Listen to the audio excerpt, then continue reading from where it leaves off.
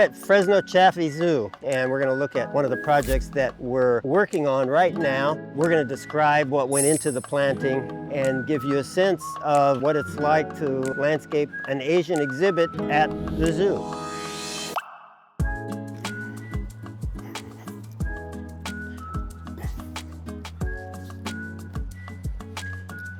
I made it.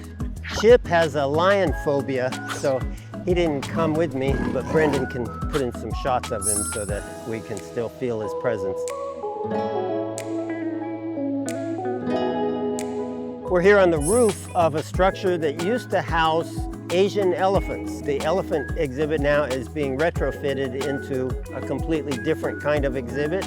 We just heard a rundown of what's going to be here, and the only one we can remember right now is tapirs.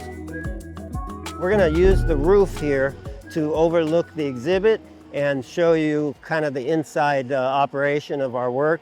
We want this to look jungly and natural, and we want these plants to grow like crazy and fill in like crazy, because that's how we're going to have the right ambiance appropriate for a zoo exhibit. So that's what we're trying to do here, is remind ourselves very strongly of nature. The planting and the soil is paramount here. None of the plants have been able to grow yet, so everything is a little sparse and small, although it's heavily planted. These have only been planted a month or two right now, but what we hope is we go into spring, in this first spring, we can get a real flush of growth. There's a focus here on Asian plants in terms of their native habitat, and that was by design because it's an Asian exhibit. Now and then something was used that isn't native to Asia, but most of the plants are native to Asia. Star jasmine, bougainvillea, lots of bamboo of different kinds. There's a type of arbutus, sedge, genus being carex, ginger lily, a couple different kinds of palms, bananas. We've got a little bit of creeping fig, a little bit of Mahonia softcress, 3 or 4 different varieties of canna lily.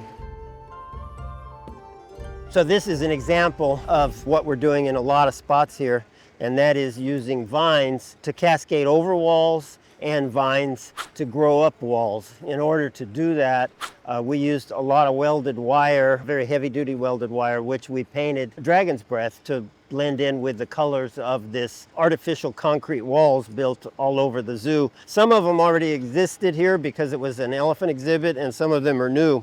You know, there's been a lot of publicity recently about these beautiful living walls, which are kind of a engineering feat. It creates a fantastic effect. Unfortunately, it's a lot of work and a lot of expense, and not easy to keep up over time and have it look its best over time. The zoo was considering having us do a living wall in all these spots, but because of those concerns, we thought it'd be a lot less expensive and a lot more in keeping with their maintenance desires to actually just plant the plants in the ground and have them grow up walls and cascade over walls and create what we call a green wall instead of a living wall.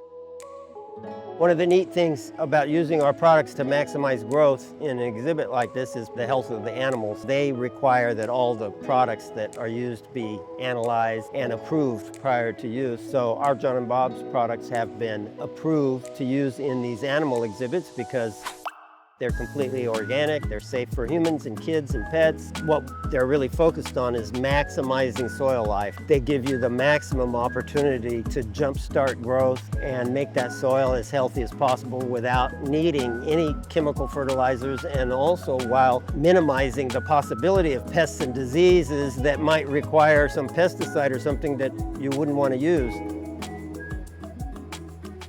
The whole goal when this project started to be planned is have a big spectacular tree here. Unfortunately, the perfect tree I couldn't find in a big size. It was determined that a really good and somewhat unique choice is this Cornus kusa, which is Korean dogwood. I couldn't find them in anything bigger than a 24-inch box, so we put 3 together to make it look like a natural multi-trunk as big as possible. We need to get it to grow, so we used a lot of blend, penetrate liquid biotiller. We're just trying to raise the canopy level so it doesn't look like a big shrub. And when this blooms in the spring, right then I think you will get a sense of what a nice effect it'll make. But for right now, it looks like a bunch of sticks. We're going to get those sticks to grow and turn into the signature statement of this planter. We're just thinning it out, removing bottom branches and major crossing branches and anything that's broken, the same way you might prune a Japanese maple. Actually, a Japanese maple would have been appropriate here too, since it's also Asian. There are some buds on it right now, indicating that it is going to have a certain amount of flowers. Not as many as next spring, but still pretty good number. We're looking forward to those. Come visit this fine zoo. This exhibit will be open, we think, in about May. I hope you enjoyed the video and you can apply it to your own gardening and landscaping efforts. In addition to that, subscribe. We need more subscribers. We're after 50,000. Thank you. A year and a half to 2 years ago, we came here and we did a video about maximizing tree health by treating the soil with John and Bob's products. This was the area we were treating them in, which is now a brand new exhibit. This is the first part of Kingdoms of Asia, but we were in there before any of the hardscape. It was just dirt and trees. So you can check back that video. That's what was created under it.